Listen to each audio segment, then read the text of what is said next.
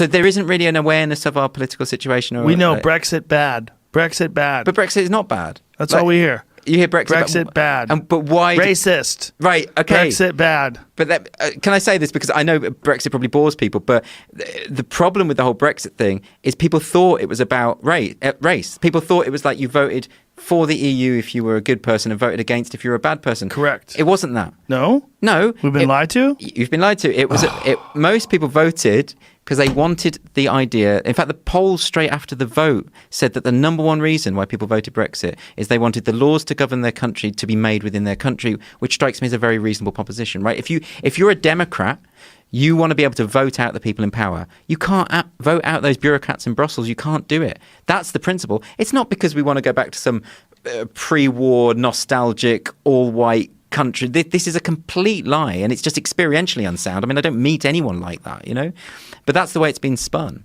You know what? And also, by the way, if you're left wing and you're supporting the EU, which is this neoliberal trading bloc that is really pro-corporate, ruthlessly so, then I don't know how you can even call yourself left wing, to be honest. So what is the anger in the streets in England? It's because of well, this goes back to what we were saying about the press. So we had 6 months of debate on the Brexit issue before people voted. So people really knew what they were voting for. They knew what these issues were about. But the media was constantly spinning and saying, if you vote leave, you're a racist. And if you vote to remain in the EU, you're one of the good guys. That was the narrative they were spinning from the start.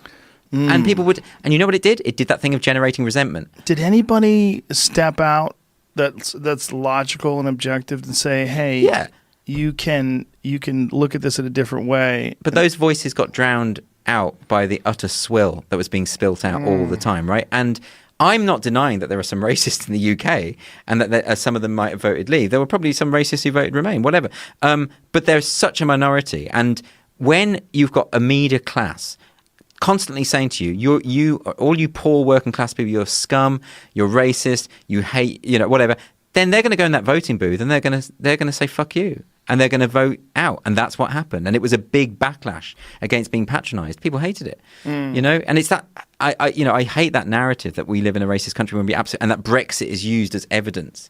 But I see it as comparable. I think it's very different to the Trump election. But I see the one thing that I think is comparable is that the premise, right, if you've got all these sort of woke activists who say that they believe that we live in this fascist country and that they believe a fascist would vote for Trump, and then when Trump wins, they use that as evidence for the premise that they set up, right? And that's why they double down, because they're saying, well, he won, so therefore we were right all along. We're a country full of fascists. And it's like, yeah, but your premise wasn't right. So that's how we need to break that sort of cycle of doubling down on the same bullshit. And guaranteeing Trump another term by doing so, by the way, I'm pretty sure. Oh, God. I'd be interested in your view on... It's interesting you say you won't support Corbyn, because I know that, broadly speaking, you're on board with his economics, aren't you? 2 questions. One, I have a whole bunch of friends who still refuse to believe that Corbyn is anti-EU.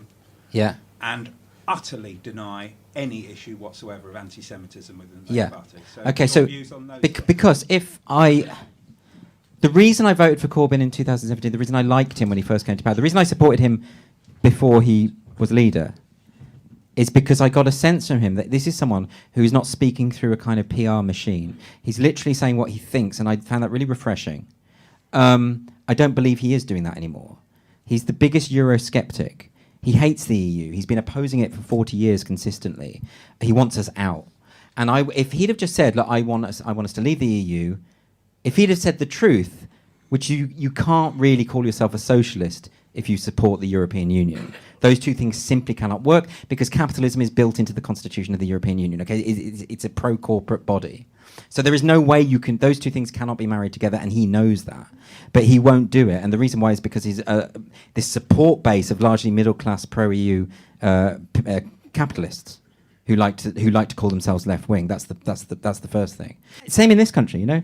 I guarantee it'll be the same after Labour lose. I think they will lose, and after they do, there's going to be lots of people saying, well, we've bought into this narrative in this country, and this is the real problem. The left have bought into this fake narrative that Brexit was about race, okay? And they've bought into this idea that we live in a racist country, and we just don't. And the more they say that, the more resentment they're going to generate from the vast majority of just normal, nice people who are sick of being called racist. It's just not going to work.